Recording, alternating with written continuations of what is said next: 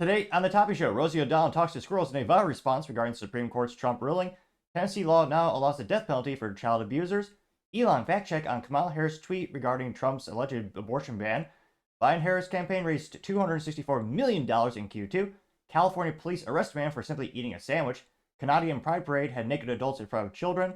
Salesforce shareholders vote against the CEO's pay plan. Burnout on the Pride Street mural is now charged with a felony as an 18-year-old boy is arrested. BYD car sales increased by 21%.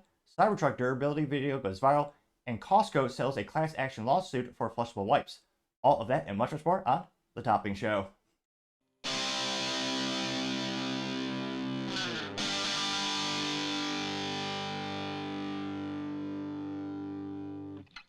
Thank you everyone for taking the time to tune in today. Today's episode of The Topping Show is proudly sponsored by Topping Technologies.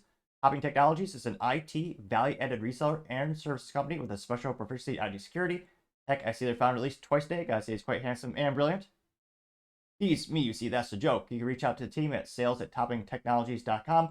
Also, sell our fun promo, free 50 caliber musket or flintlock pistol with every IT purchase. Go to toppingtechnologies.com to learn a little bit more. Also, trying to get to 4,000 subscribers by the end of the month. So if you could click that button and tell your friends, I would greatly appreciate it. Now going over to the business part of the podcast, you have Salesforce shareholders voting against the CEO's compensation plan. Shocking a few. Now this is brought to us thanks to CNBC. Specifically is Jordan Ovett, who's writing over there. They say, quote, Salesforce shareholders rejects compensation plan for CEO Mark Bianoff and other top executives. So, interestingly enough, the stock hasn't been doing too terribly. Kind of to zoom out on that. 5 years, it's up.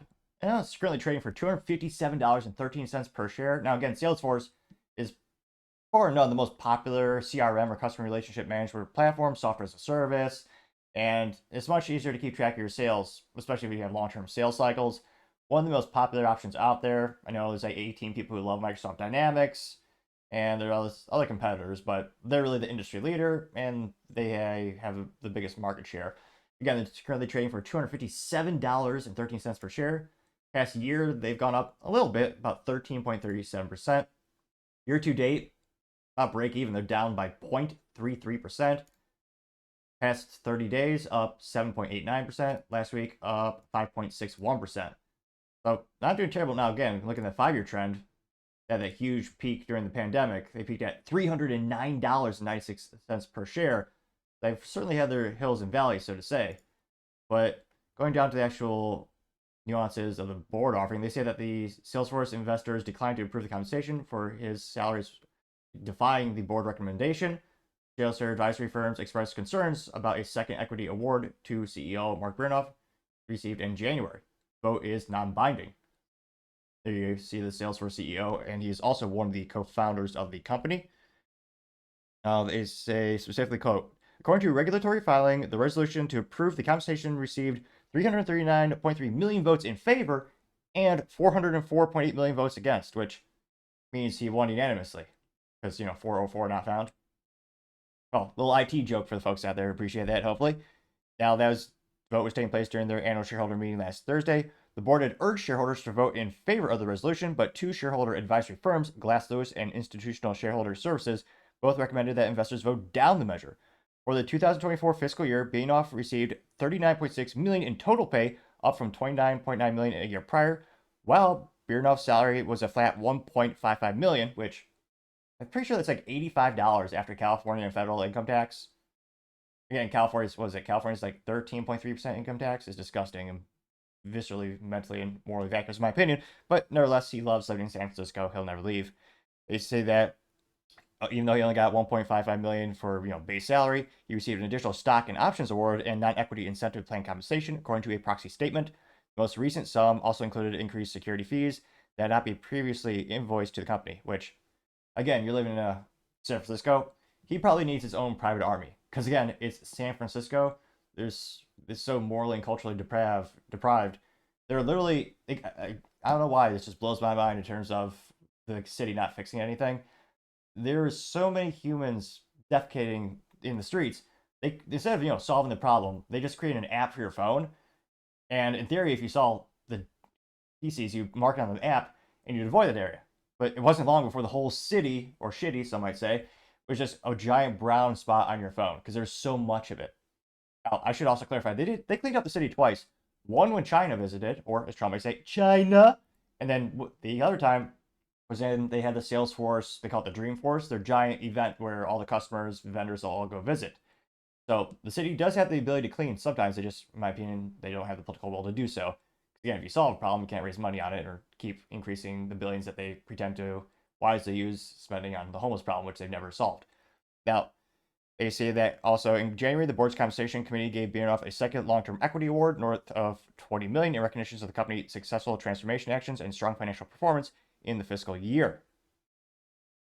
Now, in terms of how the stock's been doing, they know that net income had jumped to $4.1 billion in the fiscal year from $208 million a year earlier, which is insanely good. While revenue increased 11% to $34.9 billion, up from $31.4 billion. Now, they also had some bad news. They said in January 2023, the company announced 10% layoff of employees. And they note that some people are concerned about BNF's stake in the company. Granted, he's also one of the original founders. There's 3, I believe. And they say that he has 2% of the company, which is not a lot in terms of, it's a lot, to you and me, because again, when it translates to, if you were to sell it today, which again, he couldn't really, because the more he sells, the lower the price of the stock would go. But that's worth, at the current market value, about $6 billion. Now, granted, he's also been in the company since its inception, so I don't think, in terms of him leaving the company, I don't think there's a high propensity for that to happen. It'll be interesting to see what the ramifications could possibly be and where he might change his time resource allocation. There's again, there's competition for Salesforce. It's also a premium product. It's a little bit more difficult to people to sell these days in terms of trying to find net new logos or net new businesses to adopt their technology platform. But it's also very sticky in terms of it's a pain in the rear to move your data from one CRM to another. Don't get me wrong, it can be done, like most things in life, just needs time, energy, and resources. But they have a very high renewal rate when it comes to their software. And shoot, I use it. It's really good, even if I don't agree with what a lot of the company does in terms of their extracurricular activities or their political statements, all that kind of stuff. It's darn good software. A little bit premium, obviously, but easy to use and very efficient once you know how to use it. So it'll be interesting to see. Again, it's a tough economic uncertainty this year, political uncertainty. If you're a business looking for a new CRM, maybe you'll look at something like Microsoft Dynamics or HubSpot or one of the other alternatives. But let me know in the comments. Have you ever heard of Salesforce? Do you think they'll actually, increase their sales this year even more? Or do you think what do you think the future holds for Salesforce? Again, not financial advice, but as always, be interested and love to hear what you have to say. Thank you, everyone, for taking the time to tune in. Again, trying to get to 4,000 subscribers by the end of the month. So if you could click that button, I would greatly appreciate it. Also, leaving a thumbs up, thumbs down, or a comment is a great way to give me some additional feedback, letting me know how I can make the show better and better. Lastly, don't forget to take the time to tell your family, tell your friends, tell your coworkers, heck, tell your enemies, tell anyone and everyone. Just stay safe, fight the good fight.